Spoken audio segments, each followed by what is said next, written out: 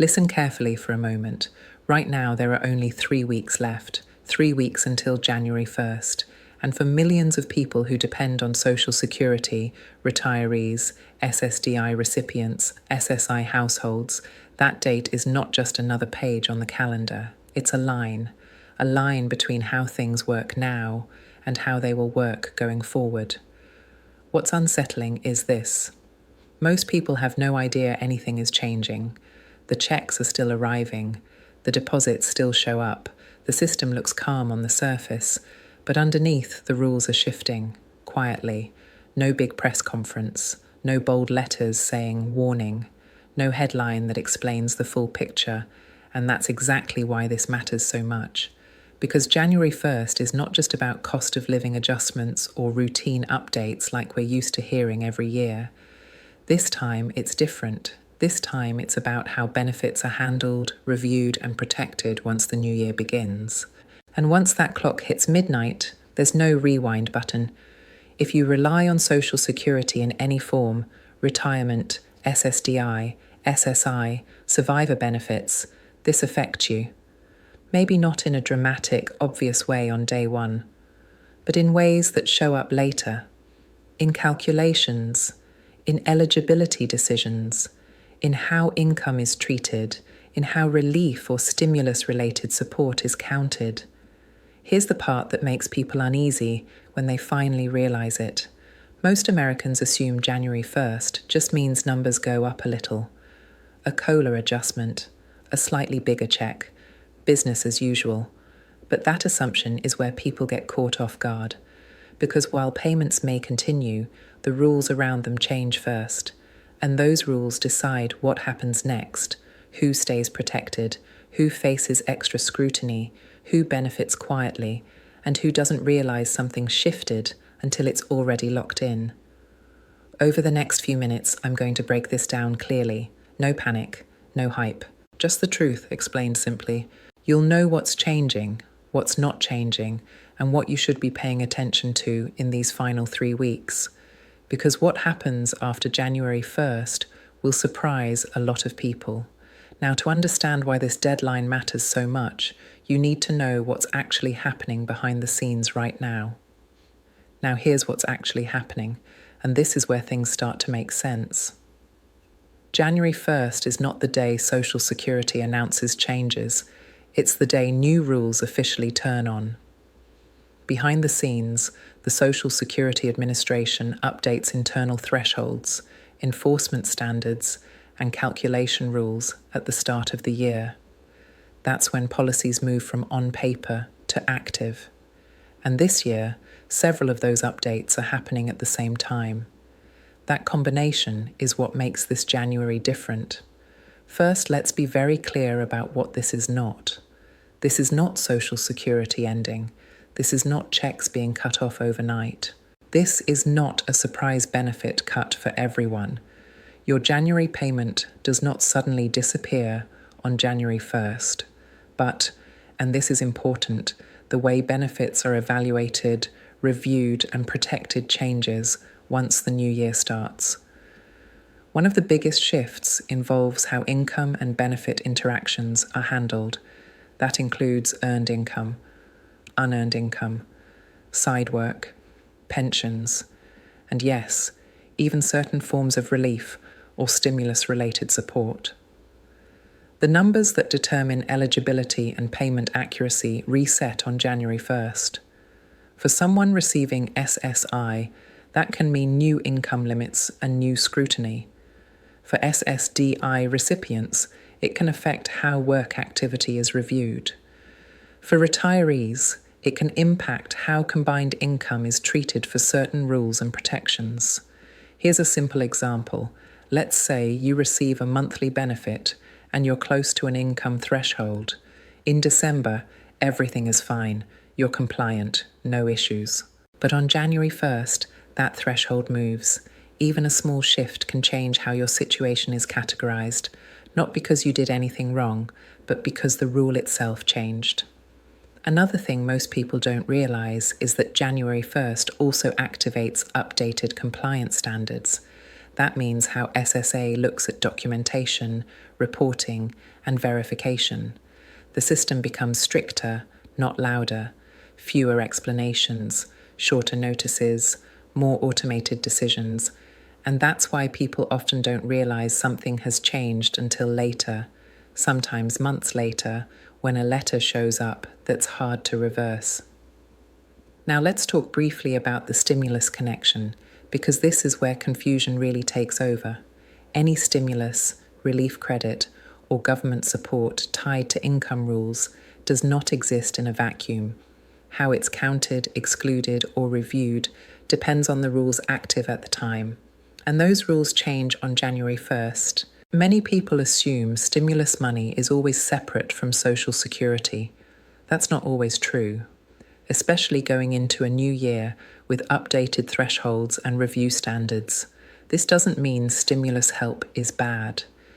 It means the timing and classification matter more than people realize. And once January 1st passes, those classifications are locked in. Now here's where this becomes personal. Because depending on who you are and how close you are to certain limits, this change quietly works in your favor or creates challenges you don't see coming. And that brings us to the most important question: who actually benefits from this shift and who needs to be careful? This is where the impact becomes very real, because this January 1st change does not hit everyone the same way. For some people, it actually works in their favor, quietly, without much notice, if your income is well below the limits, if your benefits are straightforward, if you don't have side earnings, pensions, or multiple benefit sources. For those individuals, the new rules may bring more stability, fewer disruptions, and smoother processing going forward. In some cases, eligibility becomes clearer, reviews become less frequent, and benefit protections stay intact. But for others, this is where caution matters. If you are close to income thresholds, if you receive more than one type of benefit, if you work part-time while on SSDI, or if you expect stimulus-related relief in the new year, that's where small changes can create big surprises. Here's an example. Imagine an SSI household receiving a modest monthly benefit. They're right near the income limit. Every dollar matters. In the old year, a certain type of assistance may not have pushed them over the edge. But under the new January 1st rules, the way that same assistance is reviewed can change, not the amount, the classification. And classification is what determines eligibility. For SSDI recipients, the concern often shows up differently. Many people assume that as long as they stay under a certain work amount, everything is fine. But January 1st updates can affect how work activity is evaluated over time, not just month to month. A pattern that didn't raise flags before can suddenly trigger a review later, not because of a mistake, but because the standard shifted. Now let's talk directly about the stimulus side of this, because this is where the most misunderstandings happen. There's a belief that stimulus money is always invisible to Social Security, that it never counts, that it never matters. That belief is outdated. Some forms of relief are excluded, some are time limited, some are counted differently, depending on when they're received and how they're reported. January 1st is the reset point for how those distinctions are applied. That's why two people can receive the same help and have very different outcomes. One stays protected, the other gets a notice months later asking questions. And here's the hardest part. Most people don't realize how this affected them until after the fact, when a letter arrives, when a review starts, when an overpayment warning shows up, and by then fixing it is harder, not impossible, but harder. That's why awareness right now is so important. Not fear, not panic, just understanding. Because once you know where you stand, you can protect yourself. Which brings us to the most practical part of this entire conversation. What should you actually be doing in these final 3 weeks before January 1st? So here's what really matters in these final 3 weeks. Not panic, not rushing into changes you don't understand, but paying attention, Right now is the time to be aware of what's coming before the rules officially switch on January 1st. The first thing to watch for is communication. That includes letters, online account notices, messages that feel shorter or more generic than usual. Even small wording changes matter because they often reflect a bigger rule change behind the scenes. If you haven't checked your Social Security account recently, now is the moment to do that. Not because something is wrong, but because knowing where you stand gives you control. The next thing to think about is income. Any changes, side work, relief payments, or assistance you expect going into the new year should be understood, not guessed. You don't need to fear them. You just need to know how they're classified once January 1st arrives. That single detail makes all the difference. This is also the time to keep records. Nothing complicated, nothing overwhelming. Just clear documentation so that if questions come later, you're prepared instead of stressed. And here's the reassurance part, because this is important. Social Security is not disappearing on January 1st. Your benefits are not suddenly unsafe. Most people will continue receiving their payments just like before. But the people who feel the most confident in the months ahead will be the ones who understood the shift early. Knowledge reduces anxiety. Clarity prevents surprises. That's why updates like this matter, not to scare you, but to protect you.